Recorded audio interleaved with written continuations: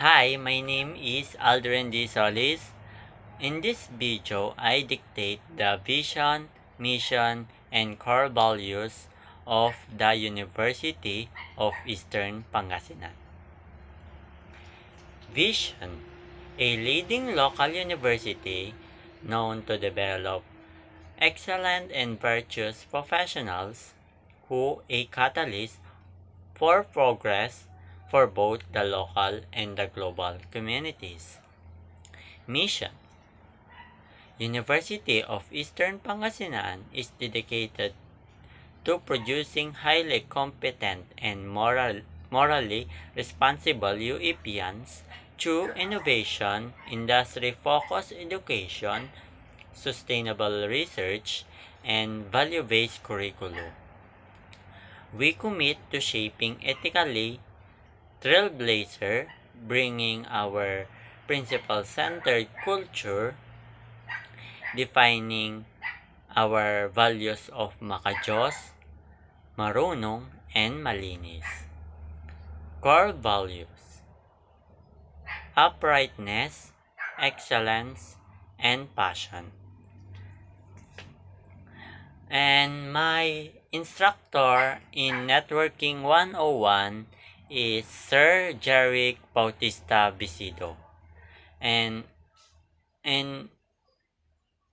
I learned in Networking 101 is in my study Networking 101, I learned about the fundamental concept and principles of networking that are crucial in building and maintaining computer.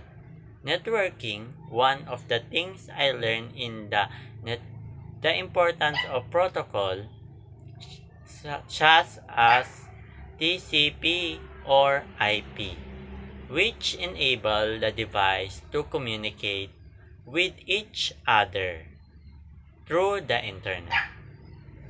And I learned about the different types of network, such as LAN. The LAN stands for Local Area Network. WAN stands for Wide Area Network, and WAN stands for Wireless Local Area Network. The difference between this network lies in the scope of the area they serve and the way devices are connected. Studying network device such as router, switch, and hub give me an idea of how communication between devices in a network is achieved. A router provides a path of 4 data packets between different networks, while a switch connects device within a network. And also I learned about network security, which is crucial in protecting data and information from unauthorized access.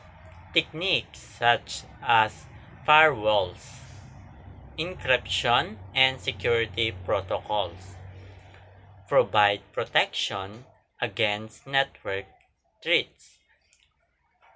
The Networking 101 gives me a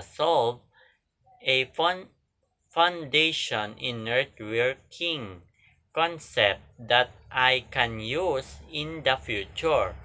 This knowledge is not only technical but also practical, and I can apply it in various aspects of information technology. The concept of Networking 101 is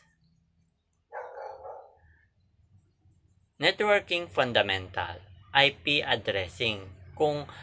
I learned the IP addressing, kung paano siya lagyan yung mga PC na nilagay mo sa iyong packet tracer, kung paano siya gagana, dapat lalagyan mo siya ng IP address, kagaya ng 192.168.41.1, example of the IP address, and switch forwarding data packets within a network. And that's all, yun lang. Thank you for watching.